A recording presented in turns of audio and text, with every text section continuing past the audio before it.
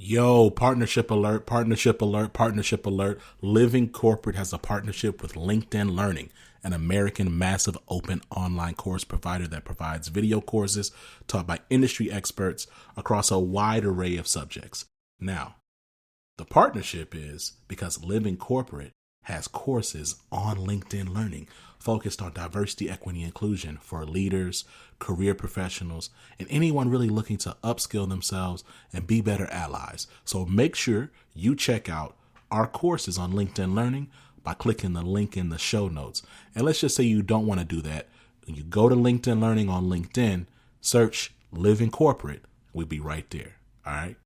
Peace.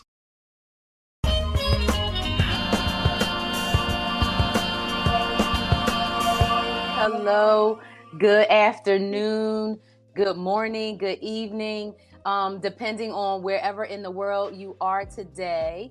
My name is Vonda Page, and welcome to Living Corporate, the group chat. This is Radical Change, and today I'm so happy and excited to have with me again my friend, colleague, and sister, Elisa Stampf. And what we're going to be talking about today is relationships, and basically, can white women and black women be friends? And I'm going to give a little kind of background around how this conversation came up. But, at the end of the day, we know for a fact that white women and black women can be friends, can be best friends, can be like sisters. And it's not about trying to be like the other person, trying to emulate the other person, trying to save the other person. It's just really about getting to know yourself and who you are through that relationship, and then taking down some of the fear or concern or anxiety that's built up, based on our own background and baggage. And so with that, hey, Elisa, how you doing? I'm so glad to see you and talk to you about this. Me too. And we've been having these conversations, full disclosure, for 3 months now? Yep, it's December, so 3 months. Yeah. So for us, this is a practice conversation, but friendship and relationships in general are practiced anyway. Like, part of building a relationship with someone, you hear this all the time, whether it's a partner, a friend, it takes work, right? It takes showing up. It takes investing in that person over and over and over again. And part of this conversation is showing up for each other, even when we don't know how, but asking and knowing that that other person will tell us how to love them. Oh my God. Okay, so you never phrased it like that before. And what you just made me think about was like, when you develop friends as kids, right? So you and Yes. I have had conversations about like our childhood friends. And I think I told you that at one of my first best friends was half white, right? She was mixed. My friend Juliet, and she had a brother named Joel. So Juliet and or Joel Eads, if you are out there in cyberspace somewhere, holler at Vonda Page. I know you're going to say I still look the same. So holler back. Juliet and Joel Eads were twins, and they lived in Philly. And we were like super tight. When I was in 5th grade, my best friend, she was white. Her name was Dolores. And we used to be jump rope partners. I told you that. We used to be double Dutch partners. And everybody's like, Vonda jumping rope with the white girl. Vonda jumping rope with the white girl. And I was like, that's my friend. And they saw how she could jump. And they were like, oh, she's cool.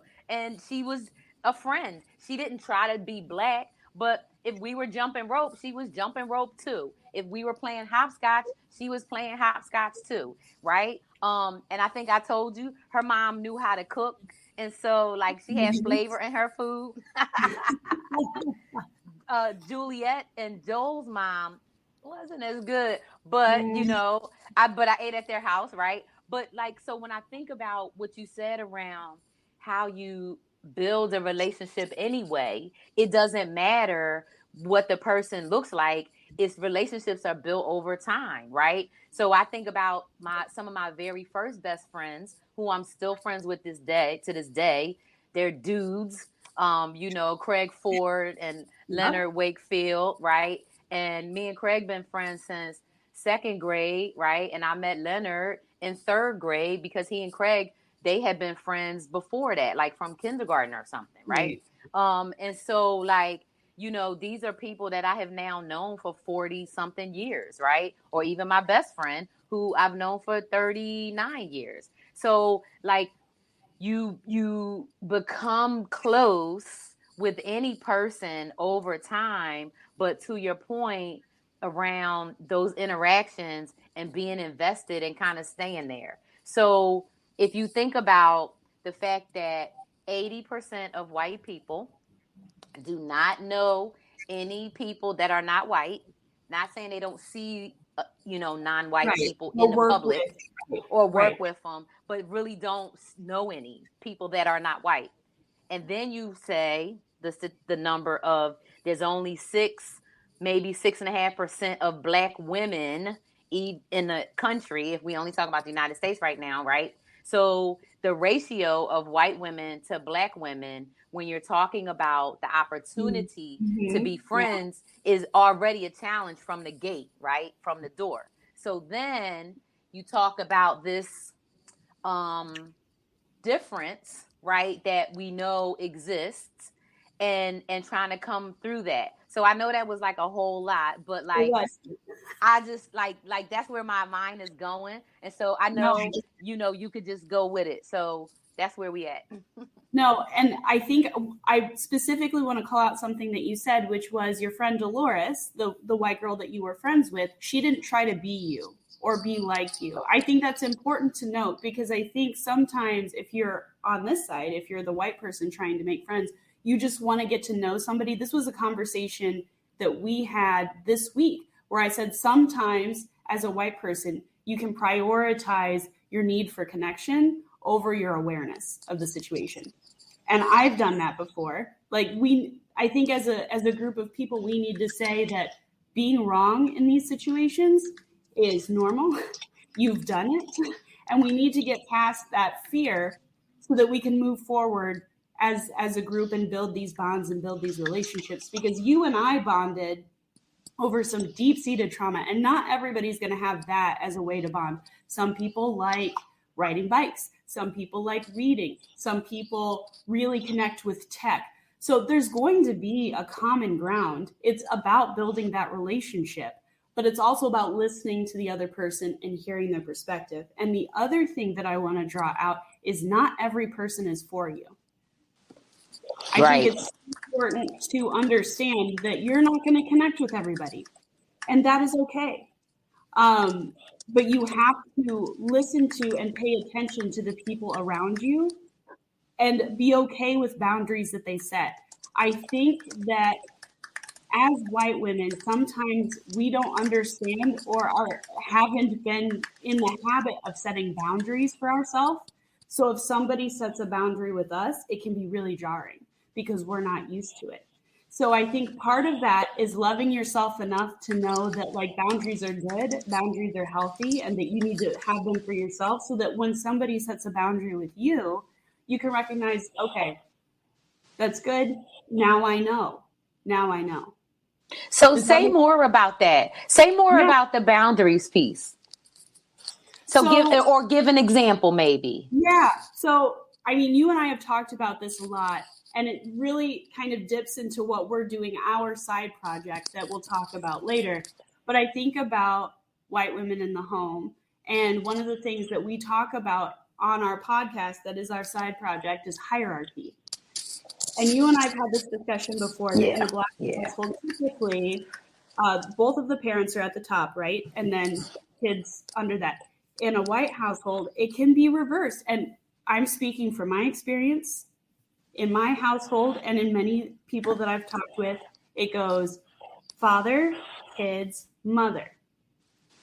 And so because white women give so much to their kids, it's often difficult to say, no, I need this space for me. I need this time for me. I need to do this for me, because we're taught to just kind of let that boundary go, let it fade, or not have it there at all, because we have to just jump and do whatever it is for our kids, our partner, whoever it is. So if you, as a white woman like me, experience issues with setting boundaries because it doesn't feel well, or you're a people pleaser. I too am a former people pleaser, and that is a habit I'm actively working to break. If you are not used to having a boundary set with you, that probably feels really awful. Yeah. Okay. So for example, if so at work, for example, yes, let's do oh that. my God, I'm gonna try to take it to the least traumatizing example that I'm sure most Black women have had happen. And it is traumatic, but most probably have it happen. Just think of the example of somebody saying, "Can I touch your hair?" Now, not when they touch it without you giving you the warning, because that's even worse. But somebody asks you to touch it, at least it gives you a chance to set a boundary, when as opposed to being petted like a pet, which I know many women have. All kinds of women of every have been petted, but your hair, particularly as a Black woman, it's a thing. So when a Black woman pushes back and says, "No, you can't touch my hair," right, to a white woman, they get all mad and shit. Because I've had people get mad at me, and I say, "Well, do you want me touching your hair?" And they would say, "Well, I don't care." And I say, "Well, I don't want to touch your hair because that's your hair, and I don't need to touch it." Now, if we really good friends, and me and you hanging out, and I say, "Oh, Alyssa, I love your hair," but me and you got a different relationship. I'm not riding an elevator with you, and I just know you at work, because I can't tell you how many elevators I was in. And I remember when I used to have a relaxer in my hair, which was way before my daughter, well, not way before my daughter was born, but before I got married, which was in the 90s, I had a relaxer. So my hair looked just as straight as your hair does now. And I have had people come up to me in an elevator while I have a suit on with high heels and touch my hair, and I'm like, "Oh my God." And I I do real dramatic, like they, hit me in the head with a pot, so it's like back the hell up type of thing. But I remember just in women that I may know, right, not know well, but work with, have said, "Can they touch my hair?" or whatever. And I'm like, "No." And then they get mad and never want to talk to me again. Or, "Well, it just looked really nice." Or they start the crying thing or whatever. And it's like, bitch, this is my hair. Why do I have to let you touch it? First of all, I'm really sorry. And thank you for sharing that. I know it's tough. I don't know because I know, but I know from what I know because of what you told me. And I think it goes back to boundaries again, because I think about when I was in high school or junior high, or, even in a work situation, like you're calling out now. So my hair is naturally wavy or curly, and it's not a very evenly dispersed curl. So you'll see me manufacture it all the time. So when I was first starting out, I rarely straightened my hair because it was so much work and effort for me. And so people would come up and do that, and they would touch my hair. And I think without asking. And I think it's, as white women, we're just used to touching each other's hair, which is not an excuse, but it's to call out this boundary thing again, where we're not used to setting a boundary, or we're used to having it crossed. And we've had that happen so much in our life that when someone does set that boundary, like you said, where you would react as if you've been hit, then that's the reaction of like, "Oh no, I must have done something terrible." And they have, but they don't understand why, because they're used to being trampled. Or like in my case, I was used to being trampled. Does that make sense? It's super interesting because Black people, we don't touch each other. Even if it's your sister or your cousin. Like, I think, so my hair has been natural now since 1999, right? Since probably this time, 1999. So 23 years ago, whatever that is, right? And I have relatives and friends who wear their hair relaxed. And I have said, "Oh my God, I just want to touch your hair." And they be like, "Bitch, you better not touch my hair." And I'm like, "I'm not, but I want to," right? Because we don't do that. Now, if somebody says, hey, can you scratch my scalp or can you do this for me? Then you do it, right? That's different because that's but you just consent. don't do it. Right. Right. And I'm talking about, these are blood relatives of mine who we like, and you just don't do it, Right. and you want to, and sometimes they might say, all right, but don't fuck it up. Like, just yes, but like just barely touch it. I know what you're talking about too. Okay. So I think that this takes us back to like how we opened the show, which was, when you are working on a relationship, you have to listen to and attend to the needs of the person that you're with, because what you deem is okay for yourself may not be okay for someone else. And that is okay. That is normal. We are allowed to set the boundaries of engagement or the rules of engagement for ourselves in our relationships, right? Yep. Yeah. And so what's interesting, hey, Tiffany. So what's interesting is, right, that this whole boundaries thing. And so that's another thing that you and I talk about, right, is that with boundaries, right, both of us, because we have, trauma and abuse in our backgrounds, we have that people pleasing type boundary issue.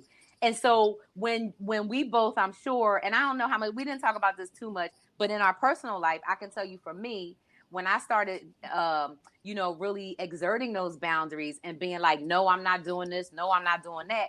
People started getting mad. And I had to say, too bad, right? And I had to listen to like Fantasia, I'm doing me. And, Yes. Alicia Keys' Brand New Day, and telling people, go kick rocks, because I'm allowed to take care of myself. And I'm allowed to set up my own boundaries. And just because people violated my boundaries at the office, at this job, at that job, at this job over here, past relationships, why people get divorced and, leave relationships, right? Because a boundary was crossed or violated, whatever. And so when you get to a point in life and you decide for yourself, these are my boundaries, your boundaries are for you, and you uphold them for you. So when you let people cross them, that's on you, because you didn't set it up right. And I'm telling you, I cannot tell you how many therapeutic conversations I've had, right, with my therapist, my current and previous ones, about, well, you you decide for yourself, because once you, and everybody doesn't have, that ability all the time. But in my case, right, if I was able to physically take care of myself, economically take care of myself, I don't have to let any person cross boundaries with me that that I'm not with. And so if you're talking about a friendship, if somebody wants to touch my hair and I don't want them to, well, then we can't be friends, because why would, back to what you said, connection or comfort, why would that, right, prioritize you, right? Why would that take priority and take precedence? Right. And I think for white people that are listening in that maybe haven't started doing the work yet or are still trying to figure it out, I think maybe it's helpful to take a smaller example to understand what this means and how this translates to your life. So let's talk about, one of the things you and I talk about is how late we text sometimes, and if we have our notifications turned off, because we don't want to wake each other, right? So for some people, a boundary would be like, don't text me at 2 a.m. because my phone will go off. I leave it on for emergencies. Please don't do that. So think about relationships in terms of that. Those are boundaries, and they can go deeper and they can go beyond. And what we have to understand is that our cultures are different. This is what you and I have unpacked quite a bit, is we've grown up in completely different ways. So understanding the rules of engagement with each other is very important, because you did not grow up the same way that I did, and I did not grow up the same way that you did. Mm-hmm. And I think, and it's funny because, there's a cat.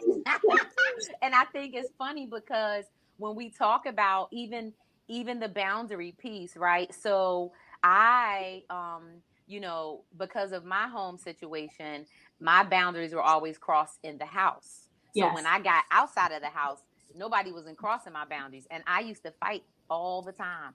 And, it's interesting when when somebody will say something like, remember the time you did this, and I'll be like, oh my God, right? or I used to break up fights, but I didn't fight for no reason. I had very assertive boundaries. And so if anybody was even close to one of my boundaries, I would just snap like back up. But that, I think, every time I've analyzed it and talked about it, is because in my house, in my regular life, I wasn't allowed to have autonomy over myself, right? And so when I went out in the public, like literally I'm at school or I'm walking down the street, you going to do what to me? I don't think so, And so that's where, boundaries comes in. And I think about so many dangerous things I have done in my life to assert my own boundaries that could have really got me much more seriously injured or whatever. But it just goes to show, like obviously that's an innate part of who I am, right? Is somebody that's protective of myself as well as other people. So that boundaries thing is a big piece. So when you're talking about, and that example you use is good, because I'm always like with my phone and the notifications trying to make sure. And that's why I'm like, so it's so, because to me, like, and I didn't even think of it as much as a boundary, as much as I care about you and I want you to get rest. And unless, I'm getting beat by some cops the moment, it's no reason for me to call you in the middle of the night or send you a text message. So like literally, like, so that's one of the reasons that so to me, those things are more like just kind of more courtesy and more like courtesy. But if you think about it, it's also a rule of engagement. It's also the habit that you're forming and building in a relationship. And I think maybe now is a good time to say the other reason why it's important to understand and know the rules of engagement with each other, the boundaries with each other, is so that you can appropriately advocate for someone, right? And that takes us back to the workplace, because this is what we've talked about. We've already kind of answered that. Well, we did answer the question. You answered it at the beginning. Can white women and Black women be friends? And yes, they can. It takes a lot of effort and it takes a lot of work. But why do we think that that's important, specifically in the workplace? Mm-hmm. Well, it's funny. The workplace is so, it's so traumatic. It is. It's so traumatic. It's dangerous. It's like, and for Black women, it's kind of like, okay, if you're Black and male, your danger happens as soon as you are maybe 7 or 8 and you're just big enough for people to perceive you as that. And it doesn't matter, even if you step out the house or stay in the house. When you're a Black woman, right, and you're in this, elite club of the 6% of the people living in the United States, right, it's like you stick out and you are invisible at the same time, right? You are a pet, but you're a threat at the same time, right? You're loved and you're hated. You're admired and you're ignored, right? And so there's all of this always happening at the same time. And so in the workplace, right, as a Black woman, I can tell you, I don't even think I've ever had, not ever, but in my earlier career, I would say the first 20 years of my career, which is a long time for most people, right? Some people, fortunately, they only work 20 years and they get to retire, right? Nice. I can't even imagine. But like the first 20 years of my career, I don't think I ever worked with any Black women that were not the receptionist, the guard when you come in the door, but not like on the team. Right.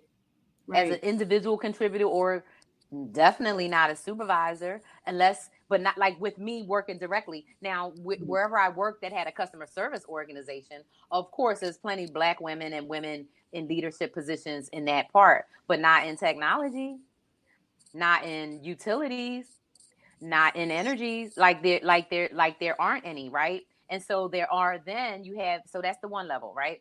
Then you have the level of very few white women. And then they are few and far between the higher they go up too, right? So it's not like, oh, white women get to be 50% of leadership, up these. That's not that happens either. So if it's a 7 seat of suite, seven seats in a suite of C's, right? The woman is on. That was a tongue twister. Woo! I like it though. Yeah. The woman's only gonna get one seat. It's only going to be one for her, right? And maybe it may be one room for a brown type of person, right? But that's really it. So then scarcity is in and all of this other stuff. So to the question of, in the workplace and kind of why it's so important, it's like, because as women, we need to be sticking together. Yes. Period. And to me being 52 years old to this day, do not understand why we don't subscribe to the rule that all girls are sisters, right? Yep. All women are sisters. I've been telling my daughter, because we are. We are. Absolutely. So why don't we act like it, right? We got scarcity, we got patriarchy, we got white supremacy and capitalism that's driving it, but we don't have to subscribe to that part of it. You can still shop and have your nice things and send your kids to college and be nice to me at work, right? But we get pitted against each other. Exactly, Tiff, right? Yep. Exactly, absolutely. Tiffany, right? So we get pitted against each other. But it doesn't have to be like that. So let's talk a little bit about like let's give a dynamic. Like let's give an example. Before we do this, can we double down a little bit on what you're saying? Because I think it's super, super important, and I don't want to miss. Yeah, because I don't know if people have seen the documentary. I believe it's on Netflix. It's called This Changes Everything. And it talks about the diversity in filmography and directors, et cetera. So the reason I'm pulling that out is because they listed a statistic in there talking about how in most industries, the percentage of women in leadership caps out typically around 12%. So even though we've been working on it, even though we keep talking about it, it typically caps out at 12%. There are some that are a little higher, some that are a little lower, but for the most part, it's there.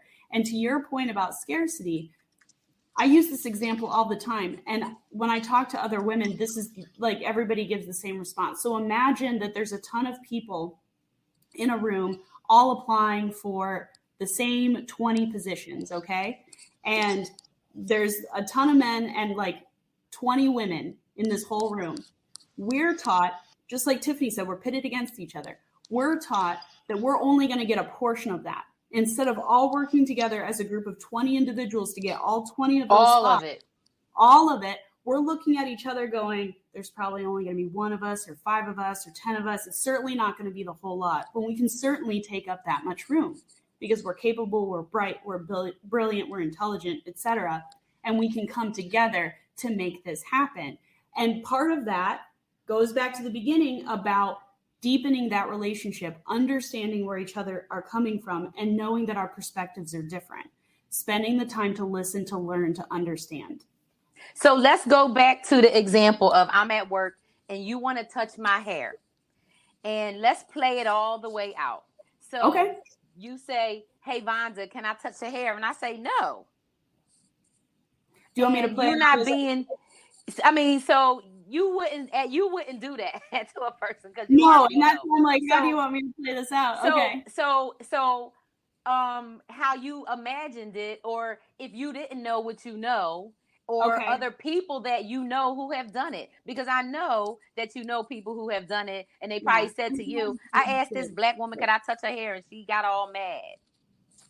So the response you probably normally hear is, and then it's like, well, why wouldn't you? Like, I'm just trying to be nice, or like, you can touch my hair, or there's probably some sort of reciprocity going on there. But the reality should be, okay, thank you for letting me know. I'm sorry.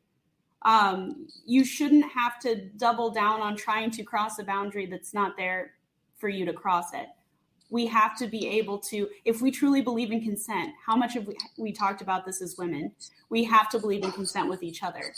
Mm-hmm. And part of that is knowing when the conversation starts, when it ends, and all of the little nuances that happen as they go. And I think that's interesting because I think I told you before, I used to tell my daughter, you keep your hands to yourself. You don't touch nobody, and nobody should be touching you. Now, if you in preschool and y'all walking side by side holding hands, that's fine. But you don't be touching people. You don't touch their hair, their skin, their face. Don't touch anybody. And you only touch yourself when you home by yourself. Like, don't touch nobody. You know what I mean? It's like simple.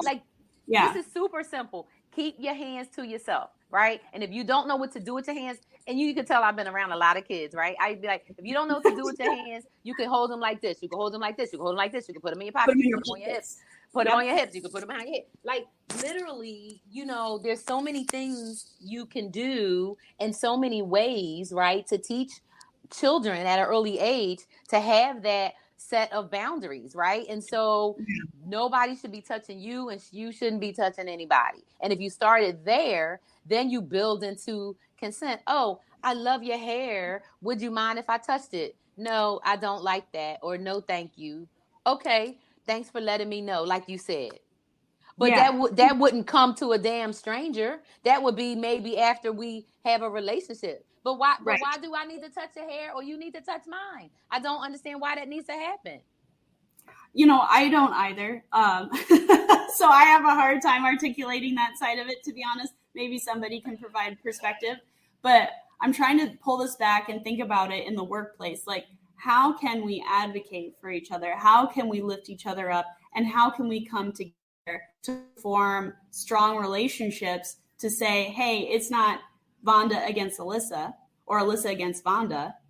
The two of them are working together to lift up everybody else. What are good examples that you've seen, or how have people advocated or allied with you in the right way? Could you give an example? I mean, it's really hard to think of any white women that have really allied and stayed and stuck around. Like, they start off, oh, I got you, blah, blah, blah. And the second it gets a smidge hard, they out, deuces, right? Throwed up. And so I understand, because what we know, exactly, Tiffany, because what we know is this is hard, right? But it's just like anything else that's hard. If it's anything that you're trying to accomplish in life, I dare you to tell me it doesn't take effort. Are you trying to get a new job? You got to at least click on the internet for that. You can't just sit here and do nothing. You have to at least pick a phone call up and call up your buddy. If your name is Ethan, maybe you can call Brett up and say, hey, dude, I need a job, right? You still got to put some kind of energy into it. And so if you're really talking about trying to do something that you think is important, it's going to hurt a little bit. I mean, if you think about people, even in any kind of relationships, I mean, you're married, right? Yes. Newly married. Can you imagine being in your relationship and you and your partner never, ever had not one disagreement about anything? Oh. I mean, I can right. Because y'all would have to be the same person. You would have to have grown up in the same house, have the same mind, the same. And we don't want that. Like, it would be crazy. No. So in a relationship at work, like, I can think of times where people, volunteered to be on a committee, maybe that I was chairing or leading. And, I asked them, could they do this and that? And they said, yeah. And then they half-ass did it. Or they did it the way they wanted to do it. Or you go to a meeting before a meeting with somebody who's on the project team, and you think they're cool because y'all seem to agree on a lot of stuff. And you try to get to know them a couple times, have coffee, chat over Slack, blah, blah, blah. And then you say, hey, at the meeting on next Tuesday, I wanted to present this and that, because here's my thought, because we need to change A, B, and C. What do you think? Oh, Vonda, I think that is great, girl. Yeah. Okay, so here's what's up. It's only me and you in there, and it's all the rest of them. Can I count on you to stick up for me? Don't let nobody talk over me. Make sure you say, yeah, Vonda already said that. Da da da da da. Like, can I count on you? I might not be at the meeting next week. Okay, well, how about this? If you're not at the meeting, we're going to record the meeting. Can you watch the recording and then after say, I agree with Vonda? Oh, yeah, I could do that. And then they don't come to the meeting, and then they don't respond to the recording. Or they do come to the meeting. They say they're going to come. They say they're going to stick up, and they don't. And I have had that happen from so-called sponsors, from so-called mentors, from so-called colleagues, from people that are men and women, but, white people, but mostly women, because you usually don't have that many women, right? Right. And then I've had the kind that they would speak up, but only specifically on very, very technical things. Like, so let's say they were an engineer or an architect or maybe the data scientist, like that has a very niche-y thing that my thing that I'm saying is in support of that. and they know, well, this is an architectural thing that Vonda clearly understands. And she's trying to say, this is why you need to communicate X thing to this group in this way. I can get that, but then that next thing, but if that person doesn't have strong enough personality, doesn't have that sense of command and confidence, right, then they might not be able to stick up either, because they're not going to be in a position to feel like they can do it. The other thing is the backlash, right, of sticking up. And so knowing that that's real, how often do I really ask somebody or expect them to stick up? I really don't, because I know that most people don't got the juice. They don't got the chops for it, because it's hard work. Yeah, you're right. And I'm sorry. And I want to say that I'm hearing two things from you. So white women especially, listen to me for a second.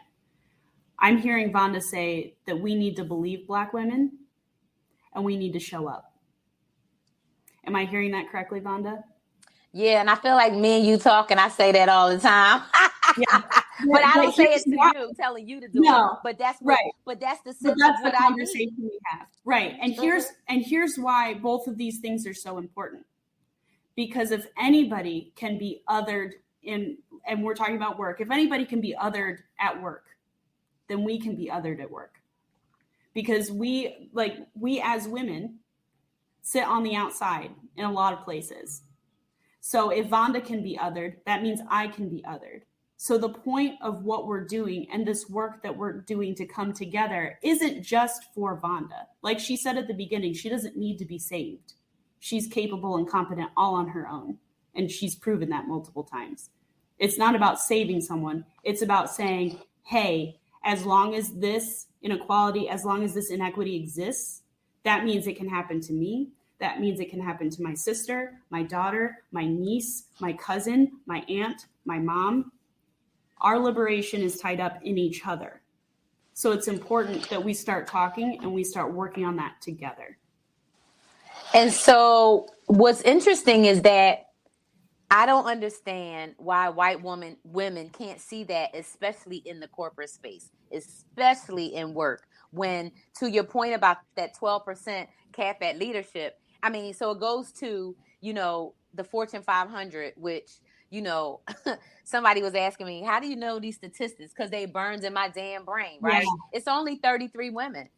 So I bet you that's about 12 damn percent. And of that 33, only 2 of them are Black. And when the 2 Black ones were there, and when Ursula Burns was there, everybody was celebrating. And I'm saying, why are we celebrating? First of all, this should have happened a long time ago. And secondly, it's still only one person. Because if 6% of Black women were CEOs, there would be 30 of us. And there's certainly not 30 the right Fortune 500, yep. Right? Yep. And it's barely 30 women. Oh, so there's the math right there. So it's 6% of women that are leading the Fortune 500. Boom, I did that. So we're not even at 12%. We're not even at 12%. Right. I don't think there's a simple answer to that question. I think there's a lot of nuance. I think there's a lot of layers. And you and I uncover a lot of that in the conversations that we have on the podcast that we're doing. And we'll talk about that more. But I think let's give an analogy. Like, think back to like high school, and there were specific tables, right? At lunch. Yep. And I think we as white women have to recognize that because we think we're at the cool table doesn't mean that we can't get quickly kicked out. So I got to tell you something about this cool table, because one difference, and this is the stuff that we talk about, right? The difference with white and Black. So I went to a Black high school. I'm calling it a Black high school. We had a white principal and a vice principal, some white teachers, but it was a Black school with Black teachers. You didn't sit at a lunch table about who's cool. You sat on a lunch table with who you liked. So if you were liking basketball that day, you was at the table with the people that's playing basketball. If you were jumping rope that day, you was at the table with the people jumping rope.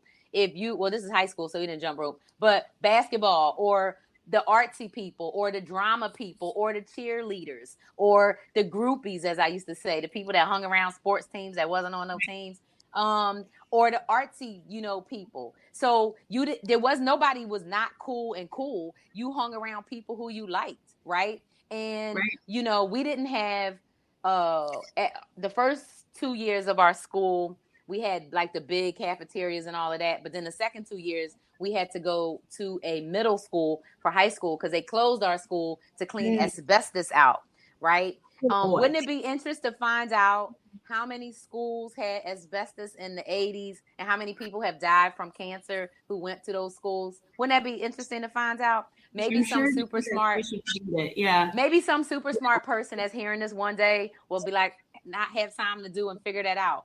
But we ended up going to a smaller school. So when we went to that school got out so early that you didn't eat lunch. So like we got out of school at like 2:00. So you ate snacks or whatever, and then you had to eat on your own. So, but you still were friends with people who you had an interest in. So for example, my best friend, right? Still my best friend to this day, Josephine. Josephine was a cheerleader. She was in drama. She was in dance. She was in all that kind of stuff that related to dance and drama. If she had a dance or a drama thing, or she was sitting with her dance and drama people, I would go sit over there with the dance and drama people. If she was hanging out with the cheerleaders and they were sitting with the basketball team, then I would sit with them. Yeah. Maybe she might be sitting with the drama people, but I might be sitting with Patricia over there with the health academy kids or with the kids that's in a different, like, it wasn't like that. So it wasn't like, so for us, it's like there's no separation other than by what you liked. Like it was some people that might have been more, what we say, and this is not an insult term to me, nerdy or geeky. Like to me, those terms are fine. But like, you geek out on a certain thing. So maybe if you was nowadays you might be a Minecraft geek as a common example, right? Or a Pokemon geek or a whatever geek. Back then, you hung out with your geeky group of whatevers. So your art geeks or your basketball geeks or whatever. And so nobody was not cool or kind of cool. So I think that's another dynamic. So in the workplace, right? If I am working on, and I've been on so many technology projects, oh my God, everything from like enterprise resource planning systems to HR systems to procurement, like all kind of stuff. So if it's only one woman in me, to me, we already have a connection. So I'm trying to geek out with her on the project, but because it's just me and her, because I feel like we could at least geek out on being girls, like, being women, and I say girls from the standpoint of having to build like a camaraderie thing with a white woman, because I know that that's a sensitive term. And it's funny because when I think about if you talk to a black woman, you can't call a black woman no girl, because unless you're a friend of that person, right? But like, and I've had white women say, "Hey girl," to me, like kind of stranger people. And I'm like, that's like reserved for friends. But that's a whole different conversation because we had that talk too. We did. I think what you're drawing out is really important because there's obviously, even just in the school lunchroom dynamic, an obvious cultural difference. And this is a cultural difference that is the big one that you and I explore time and time again, which is image, right? So, I mean, it all goes back to it. So every time. Yes. So when you think about it from a white woman's standpoint, are you thinking about, like, and I'm asking this to white women, are you thinking about how you're going to look or be perceived? Or are you thinking about doing the right thing, showing up the right way? Because those are two different things. Okay, you got to pause on that. All right, let's pause. I'm going to take some water, okay? Okay. Yeah. Ask your question. Let's get hydrated on that one, because how you're going to look versus doing the right thing. And so if I just use myself as an example, I never care how I look.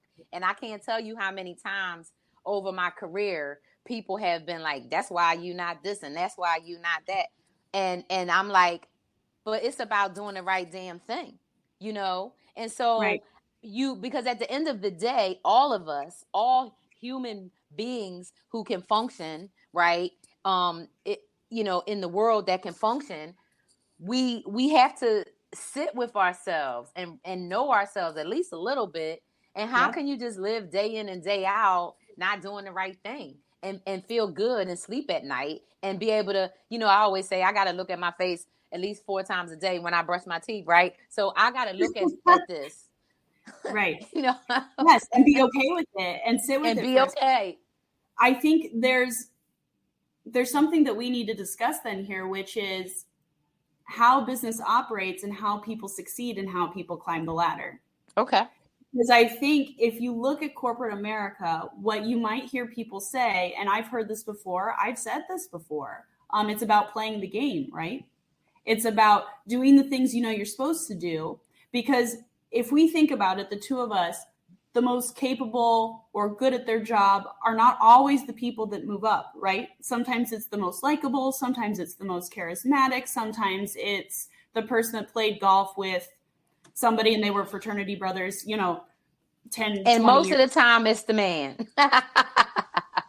So what we need to do is pay attention to this as white women and go, if this still isn't happening and we're still playing the game they tell us to keep playing, and it's still not working in our favor, then maybe we're doing it wrong. And maybe we can just bank on our skill and we can still do the right thing and we can build relationships along the way. And the two of us can come together to rise up. I love that you said we're doing it wrong because, because it keeps reminding me of this whole, Black women going after the VC money, which I mean, it's commendable because they're trying to get it. But the trauma that you kind of face on a daily basis for a smidgely, not even 0.25% of 100%, they get less than 1/4. So that you trying to, do all that for that, when if we could come together, right, and have allies in a real actionable, accountable way. That's where it's at, right? And so to help people kind of wrap around what does that look like, right, in different scenarios. So we have the meeting scenario. So if I say to you, hey, I would like for you agree with everything that I want to present. You think it's spot on. You're like, yup. Mm-hmm. And you know that it's in line with everybody's thinking. It's in line with the strategic goal, the roadmap, the budget, timeline, everything. It's time for me to present. What do you need to do and how you need to show up? I show up the way that you asked me to show up. So if you say, Alyssa, I need you to make sure that if someone tries to talk over me, you call them on it. Or if there's one particular person that we both know will speak up against this, that I raise my hand and say, no, I support you.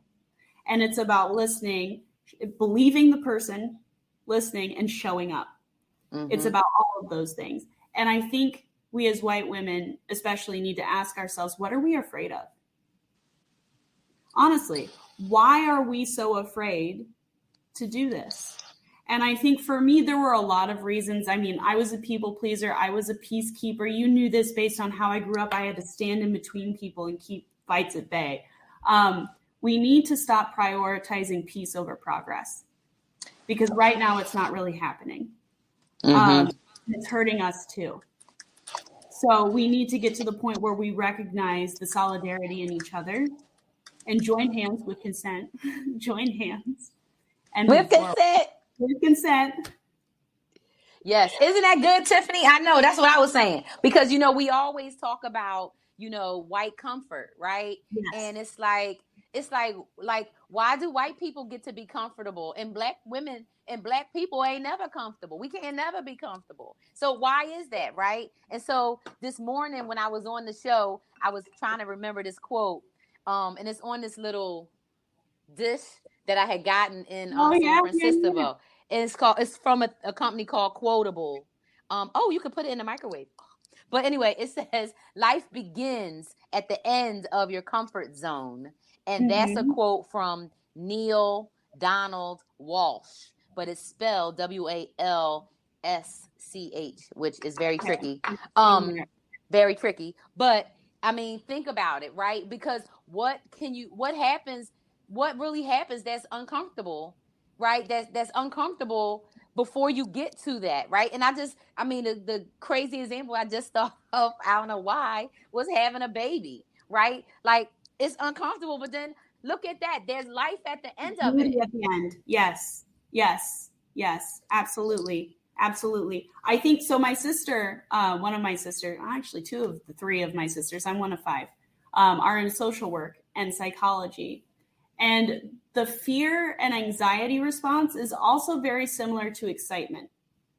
So she gave me this analogy once. There were two planes that were filled with people, all had parachutes on, like they were going to skydive. One of the planes knew that they weren't going to skydive. They were just going to have that gear on and be measured for like the fear and anxiety. The other plane were also measured, but they were actually going to skydive.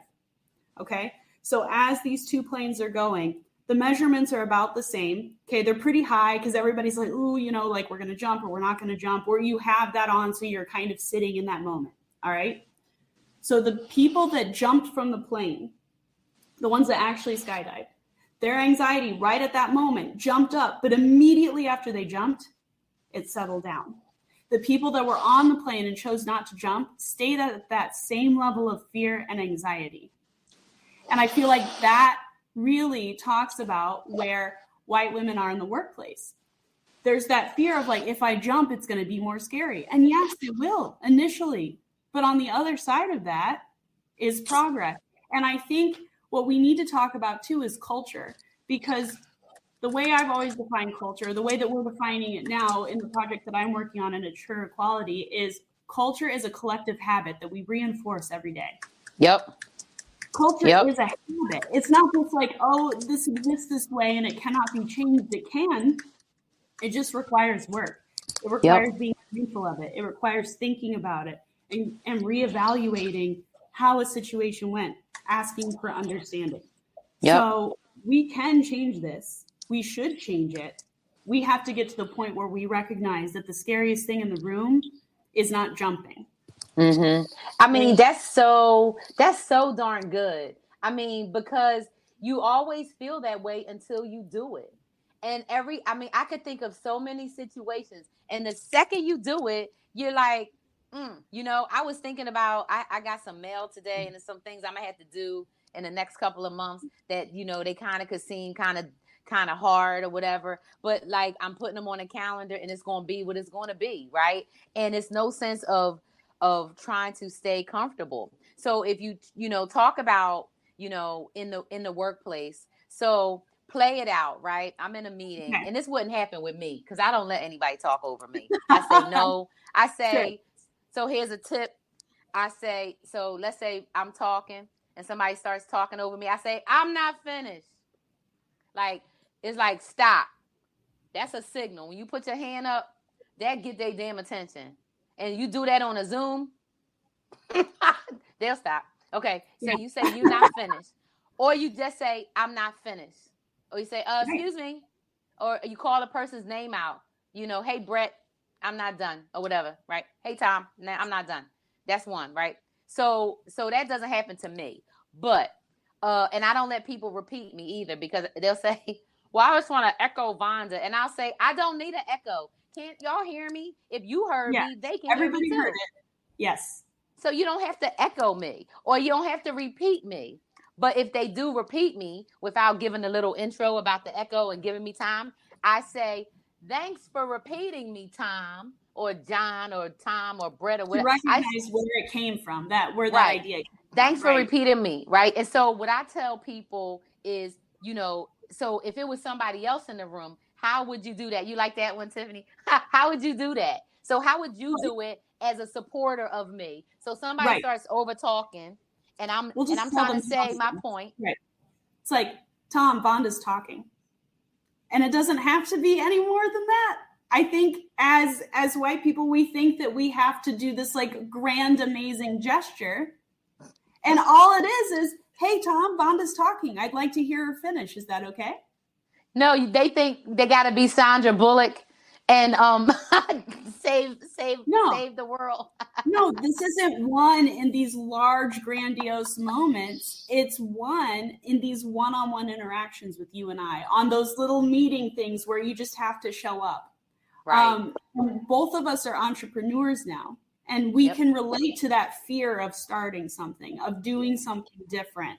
And it is terrifying, right? I never in a million years thought I'd be here. but we are. And it takes that moment to say, I believe in myself enough and I value myself enough to do it. So I think if there's a white woman listening that's like, I'm not ready for that yet, I'm too scared, maybe try setting a boundary for yourself. Maybe try standing up for yourself in a meeting, because sometimes if you can't stand up for yourself, it might be very difficult to stand up for somebody else. So start understanding what your boundaries are, start setting them, and recognize that when somebody else does it, it's not just okay, it's really good, and you should help them enforce them. Yep. And what I would say is build your own boundaries. So Yes. if you don't even know what your boundaries are, start with them at work. I mean, you could start with them at home, which is probably what I would, recommend, but you could start with them and say, I will not allow people to talk over me when I'm talking. I will, I will finish my own sentences and not let anybody mansplain me. Right. You can say, I will not let anybody, compliment me on my body. If they want to say something about they like my sweater or the color I have, that's fine. Right. But certain things are off limits. So I would tell people to, build a list, a mental, even a written list if it's going to help, and in their notes about what they think around what their own boundaries are. And then, if people have, a really clear, viewpoint of their own boundaries, then to your point, right, it will help people be more accepting of other people's boundaries. So if somebody says, no, thank you, don't do that, they'll be like, oh, thanks for telling me. Yes, thanks for letting me know because I have my own boundaries. I appreciate it. That's deep as heck. I mean, I can just say I'm so glad that these conversations, these living corporate programs are put on LinkedIn Learning, because I can just imagine all of the value that is going to come out of this conversation, for things that I'm sure, many white women have not had this conversation, right? Or been feeling like they were in a space where they could even be, comfortable to have this conversation, and especially, with a Black woman. So, shout out to you because you did your homework. And I think, a lot of people, back to the comfort part, right? Even the homework is uncomfortable, right? Because even if I think about, I told you in school, I was good in reading and all of that, reading and history and AP English and writing and all of that stuff, but I wasn't good in math, right? And I think about my my friends who I leaned on, right, for help and support. As you're learning anything, you can lean on your friends for help and support. And so, I feel like when we're talking about the diversity, equity, inclusion, belonging, justice, democratization of, work models and liberation work and reparation work, when we talking anti-racism work, especially anti-racism in corporate America, within these systems and systemic, nobody can do this work in a vacuum. Nobody can do this work, without a coalition of people to work with. Nobody can do this work without some effort and energy. Nobody can do the work without making mistakes, right? And you fall down and you get back up. And thank you for calling that out. Right. And even though mistakes is related to image, right? Because it's how you think about image and failure, right? I was remembering, and I don't know if I asked you, did you watch Sesame Street as a little girl, or Electric Company, or any of those shows? One of those shows had a song, and they said, oops, I made a mistake, that's all. And it was like this whole little thing.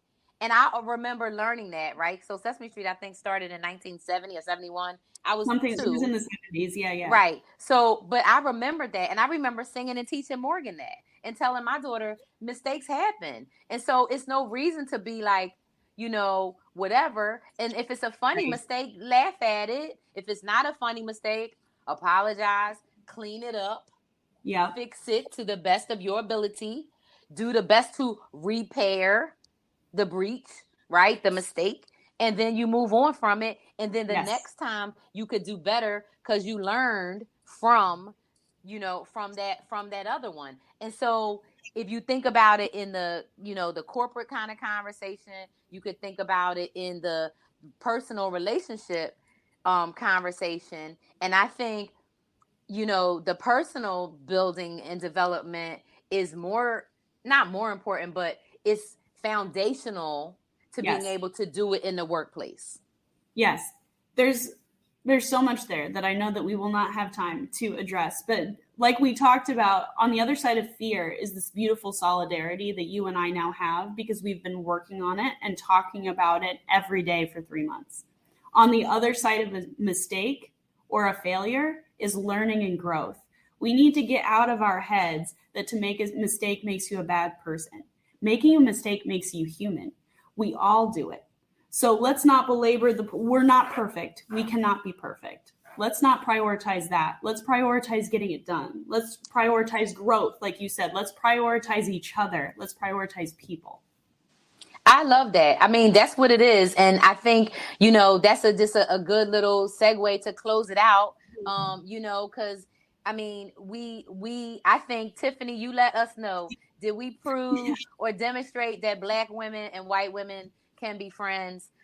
Did we prove or at least giving people a sneak peek, into, all right, into the fact that it can happen, right? But what you have to do is you have to get out of your comfort zone. You have to communicate. You have to connect. You have to collaborate, because the other part of any relationship is working with a person, right? So communicating is one piece, and we could talk all day, but then what did that build into, right? And what are we doing? Yeah. So we're getting ready to kick off this amazing new project together. It's called Opposites Oppressed, and I want to let you talk about it. And just give people kind of the real quick overview of it so they can know what to expect. We explore so much. So it's hard to put this in like a quick elevator statement, like nutshell piece. But essentially, Vonda and I, like I said, connected on something really deep and really traumatic. We were both in abusive households. And while that helped us develop our relationship, what it also did was help us have a foundation or a base, like you've talked about, as kind of this point of comparison. So how did my parents handle, sick days? Or how did we handle failure? And how did yours? And how was that different? And we realized that although we're saying the same words, sometimes we're speaking a completely different language because culturally it was so very different. But through these conversations, we've uncovered parts of ourselves we didn't know existed. And we found that mutual love that's really going to drive us together and then push us forward. That's a really good, I mean, that's a really good explanation, of it. And so, so everybody, so stay tuned. To learn more now, you can just contact at oppositesoppressed.com to reach out. But you'll be hearing more about that in the future. Elisa and I are going to continue to have these radical change conversations to talk about equity, to talk about, community connections, to talk about, relationships at work, especially, really, helping allies specifically, how do people, how do you get to the root of allyship in the corporate setting at work? What does that look like, right? So, we talked about it this morning, even, talking with Jackie, right? Talking about Hush Money too, in that role of an ally and what that looks like. And so we're going to continue to have those conversations so people can say, I really don't know, because guess what? This is going to be on LinkedIn Learning. It's going to be on YouTube. It's going to be on everywhere where you can get a podcast. And we're both accessible. Yeah. They can reach out through LinkedIn to get either of us at any point in time. So with that, I want to say shout out to Tiffany. Appreciate you. Appreciate the love. Thank you, Elisa, so much for doing this with me and being on this journey. Thank you to everybody watching and listening, and we will see you soon. Take care. Bye. Bye. Thank you.